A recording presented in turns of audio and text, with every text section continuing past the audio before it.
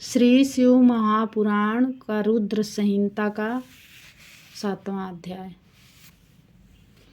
ब्रह्मा जी बोले, श्री नारायण के शयन करने पर शिव जी की इच्छा से उनकी नाभि में से कमल की उत्पत्ति हुई, जिसकी अनंत योजन की ऊंचाई थी।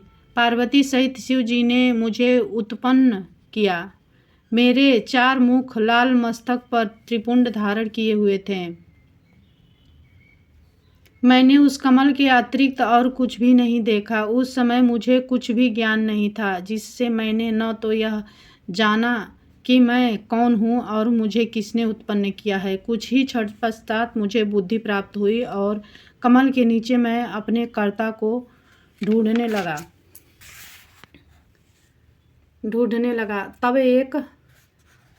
तब एक नाल को पकड़ा हुआ 100 वर्ष तक नीचे को चला, किंतु वहाँ भी मैंने कमल की जड़ को न पाया। फिर मैं कमल के ऊपर जाने की इच्छा करने लगा। हे मुनि, जब इस नाल के मार्ग द्वारा मैं ऊपर आया, वहाँ मुझे तप करने की मंगलमय वाणी सुनाई पड़ी।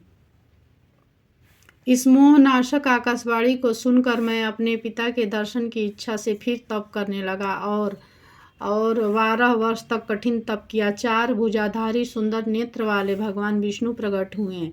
सत असत मैं उन महाभुज नारायण भगवान को देखकर मैं बड़ा प्रसन्न हुआ और शिव की माया बस अपने पिता को न जानकर उससे बोला, तुम कौन हो? फिर मैंने अपने हाथ से उस सनातन पुरुष को जगाया, परंतु मेरे तीव्र हाथों द्वारा जगाए जाने पर वह क्षण मात्र के लिए ही जागे और मुख से बोले कि तुम निर्भय हो जाओ, मैं तुम्हारी संपूर्ण कामनाओं को पूर्ण करूंगा।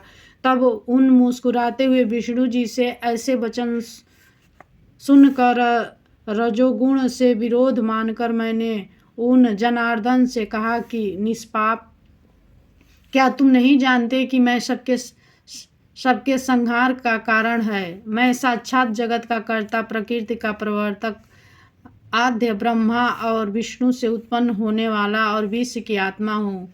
वेद मुझे स्वराट, परमेष्ठी और श्रेष्ठ कहते हैं। हे नारद, जब मैंने ऐसे कहा तो रमापति भगवान मुझ पर क्रुद्ध हुए और कहने लगे कि अवश्य तुम लोक करता हो, मैं जानता हूँ, परंतु तुम मेरे ही अविनाशी अंग से उत्पन्न हुए हो। क्या अब तुम निर्दोष नारायण जगन्नाथ को भूल गए? निसंदेह तुम नाभि से तो उत्पन्न हुए हो। चतुर्मुख देवों का ईश्वर मैं ही हूँ। मैं ही सबका कर्ता, हर्ता, भर्ता और व्यापक हूँ। मैं ही हूँ अद्वितीय परब्रह्मा, पिता और परमात्मा हूँ। तुम मेरी शरण आओ, मैं तुम्हारी रक्षा करूंगा। भगवान विष्णु ने ऐसा कहा। तब मैं क्रोधित होकर बोला कि तुम कौन हो?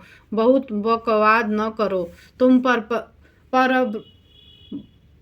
ब्रह्मोश्वर नहीं हो, तुम्हारा भी कोई करता होगा। और मैंने हरि युद्ध आरंभ कर दिया। तब मेरे और उनके बीच लिंग प्रकट हुआ। हम दोनों ने उस देव की नमस्कार कर अपना युद्ध बंद किया और प्रार्थना की कि हे महाप्रभु, आप शीघ्र ही हमें अपने वास्तविक रूप का दर्शन दें। इसी के साथ 8वां अध्याय प्रारंभ हुआ। ब्रह्मा जी बोले, मुनि श्रेष्ठ, जब हम दोनों का गर्व नष्ट हो गया तब सबके प्रभु श्री शिव जी ने गंभीर वाणी सुनाई कि हे देवताओं, ओम ओम। तब उस महानाद को सुनकर मैंने सोचा, यह क्या है?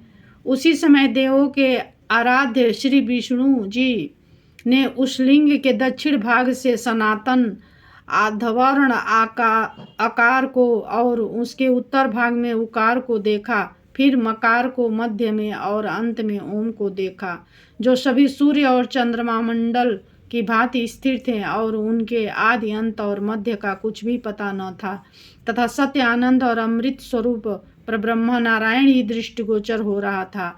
परंतु यह कहाँ प्रकट हुआ है? इस अग्नि अदृश्य की हम परीक्षा करें और नीचे की ओर जाकर देखें। हम उस वेद शब्द से उभय वेश वाले विश्वात्मा का विचार कर ही रहे थे कि उसी समय वहाँ परम ऋषि का आविर्भाव हो गया। विष्णु जी ने उस ऋषि से पूछा समझकर एक एक ब्रह्म शरीरी शिव जी का ज्ञान प्राप्त किया कि जो अचिंतनीय वाणी अप्राप्त मन का गम नहीं और केवल एक अक्षर ओकार से जाना जा सकता है, वही एक क्षर रूप ऋतु सत्य परम कारण सत्य आनंद अमृत परमात्मा और परब्रह्मा है। उसी एकाक्षर आकार से भगवान बीज स्वरूप अंड से उत्पन्न ब्रह्मा जी हैं। उसी मकार से नील मोहित महादेव जी हैं, परंतु सबका सृष्टिकर्ता और ही है। उनका उकार मोहन करने वाला है और मकार तो नित्य ही अनुग्रह करता है। जैसे मकार विभु और बीज है एवं आकार बीज है, ऐसा ही उस उकार रूप प्रधान पुरुष ईश्वर हरि योनि अर्थात कारण है और बीज और योनि यह नारद संज्ञा वाले महेश्वर ही हैं। इन्हीं प्रभु बीजी के लिंग से आकार और उकार रूप योनि में गिरा कर चारों ओर बढ़ने लगा।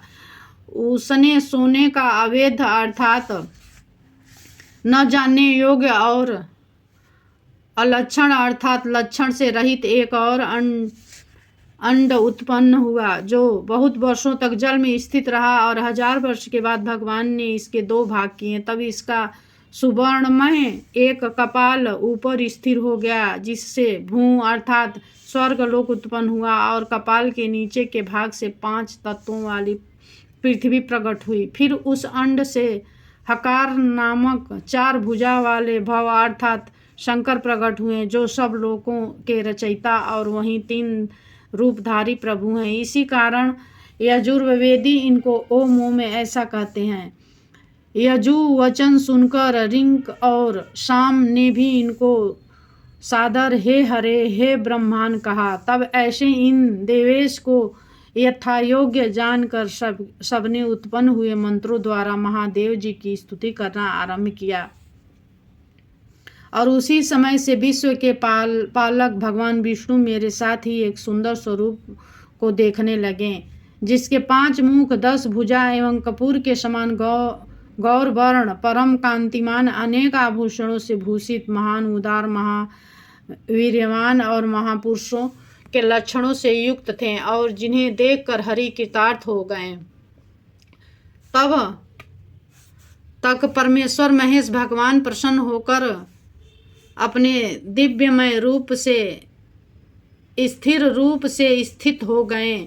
जिन अगुण गुणात्मा का शब्दमय रूप देखकर मैं भी बहुत प्रसन्न हुआ। फिर हम दोनों ने उन्हें नमस्कार किया। तब उन्हीं से एक सुंदर अंड 30 अक्षरों वाला एक मंत्र प्रकट हुआ जिसे कि गायत्री चारों कालों में उत्तम और पश्चित ओम नमः 8 कलाओं से युक्त है जिससे अभिचार अर्थात मरण आदि कर्म होते हैं और जिसकी उत्पत्ति श्वेत एवं शांतिदायक तथा संहार का भी कारण है। सब में अक्षरों की भिन्न भिन्न न्यूनाधिक क्रम संहार का है। इस श्रेष्ठ मंत्र के कुल 61 वर्ण हैं। मृत्युंजय मंत्र है ओम जुः सः अथवा त्र्यंबकम यजामहे इत्यादि कहा जाता है।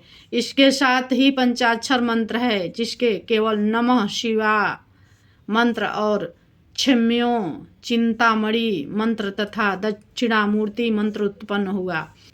तत्पश्चात शिव का महात्म्य महावाक्य तत्त्वमसि नामक मंत्र हुआ और इस 5 मंत्रों को विष्णु भगवान ने ग्रहण कर जपना आरंभ किया। फिर ऋग यजु एवं शाम सहित मैंने और विष्णु ने वरदायक ताम्ब परमेश्वर शिव की प्रसन्न चित्त से स्तुति करना आरंभ कर दिया।